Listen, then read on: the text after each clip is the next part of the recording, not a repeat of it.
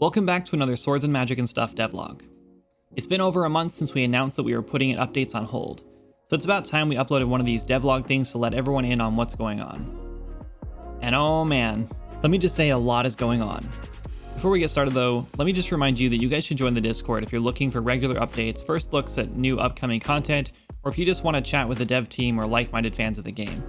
We're starting a new weekly development digest that work a lot like pre-patch patch notes, so you can see exactly what's being worked on and when.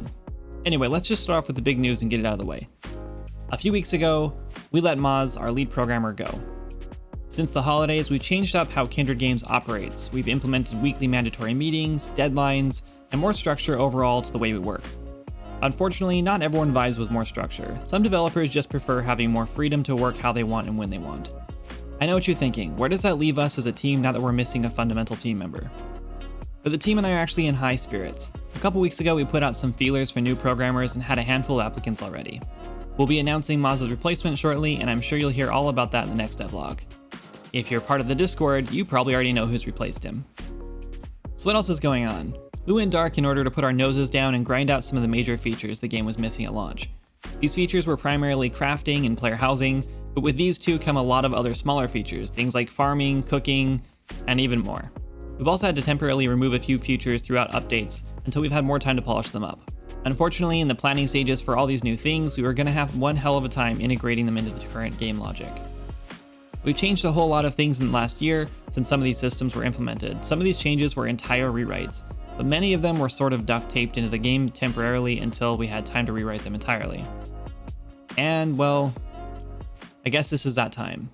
Joe, our AI programmer, and the new programmer are actually going to be going through a lot of the old game logic and rewriting it to work better, faster, and just be more future-proof. Unfortunately, we've learned recently that data and memory management is a big part of large games with lots of items. We never realized just how important this structure is and how quickly your game's performance can get out of hand without it. We learned that with a huge open world and hundreds of items and NPCs and interactive actors in the world, we're loading a whole lot of stuff into memory right at the game's launch.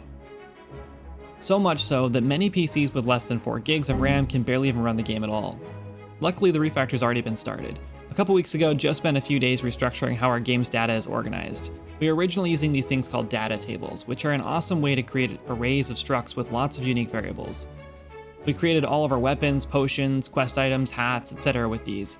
But the problem is that every time a data table is loaded, it has to load every single hard reference that the table has. Basically, every item in the game was loaded into memory as soon as the game started. The solution is soft references. These are references that don't load instantly, but instead instead point at the actor's class. Hang with me, I'm really not an expert at this stuff yet.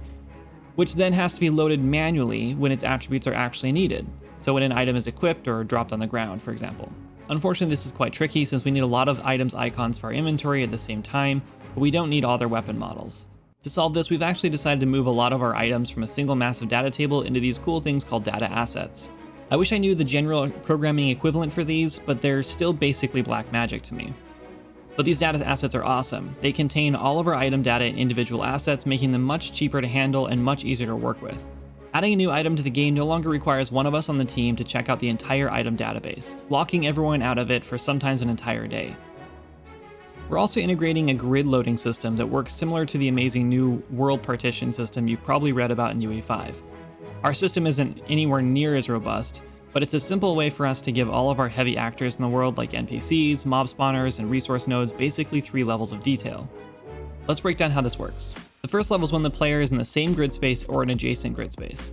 This level is basically just fully loaded. NPCs will be wandering around, interacting, animating, spawners will be actively spawning monsters, etc. The second level is more stripped down. This level will basically just trigger for actors in a full grid space away from the player's active space. NPCs will probably be idle, any sort of cloth physics or other effects will be toggled off, unnecessarily particles will be off, spawners will unload their AI, etc. The third level is unloaded entirely. Anything further out than 2 grid rings away will be completely unloaded from the game or put into a completely static state to save on performance. We're really hoping that the system's going to save us a lot on CPU related performance, which is a big hit right now in the game. Okay, enough about performance. I know with the launch of the UE5 early access, everyone's going to be asking if we're switching to the new engine. In fact, that's all we've been talking about in the Twitch streams, which you can find in the description below if you want to chat with me live while I do game dev stuff. The answer is no. Well, at least not yet. I've toyed around in UE5 and honestly I can't wait to move the project over to it and see how stupidly cool the world's gonna look with Lumen, but right now, we just don't think the engine's quite ready for production, which Epic has already pointed out. World partition doesn't seem to work with multiplayer yet from what I can tell. Nanite won't really do us a whole lot of favors with our already very low poly art, and without plugin support yet for some of the more prominent plugins, we won't really be benefiting much from UE5 as it stands. Anyway, we're trying to split up our devlogs into shorter, more bite-sized pieces lately, so stay tuned for the next one about some less technical and more design-focused choices that we're making for the next update. Maybe we'll even do a new lore devlog to talk about some changes we're making to the history of Tyrwin, as well as introducing some new non-playable races to the game.